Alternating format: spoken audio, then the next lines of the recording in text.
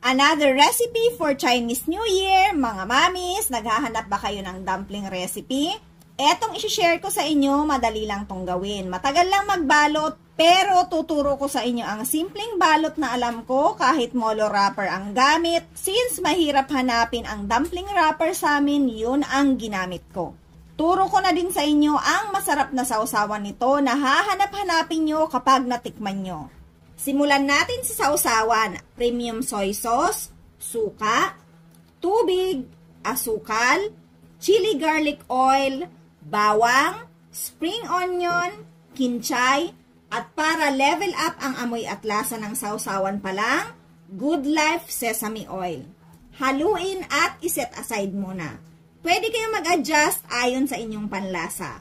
Para sa pinakapalaman ng dumpling, kailangan natin ng giniling na manok, Baguio pechay, spring onion, sibuyas, bawang, luya at kinchay. Haluin muna bago ilagay ang pampalasa na soy sauce, white pepper, chicken powder. Gamit ko din dito ang Good Life oyster sauce. At para lasap ang authentic Asian flavor and aroma, Good Life sesame oil. Kinamay ko na para mahalo ko na maayos, nag-gloves na lang ako. After nyan, pwede nang magbalot. At dahil wala talaga akong nabiling dumpling wrapper, pwede rin dito ang molo wrapper. Pero piliin nyo yung medyo makapal. May molo wrapper kasi na masyadong manipis, madaling mapunit yon. Pahiran lang ng tubig ang gilid, maglagay ng kaunting amount ng palaman. Gayahin nyo na lang kung paano ko ginawa. Madali lang yan sundan. I-pause nyo na lang ang video.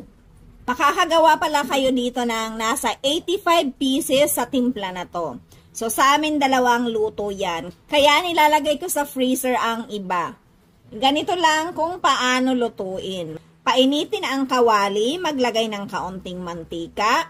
Prituhin lang ang ilalim. Kapag ganito ng golden brown, maglagay ng kaunting tubig para ma-steam ang dumpling. Takpan lang at kapag ganito na, luto na yan. So repeat procedure lang hanggang maluto nyo lahat.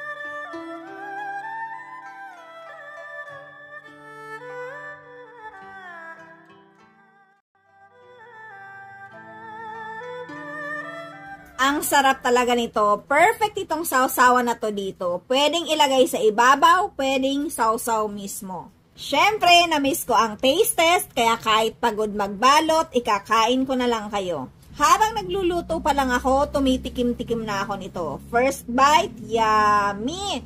Perfect talaga itong sausawan dito. Tapos, isahang kain lang. Kung natakam kayo, gawin nyo na. Masarap to, promise.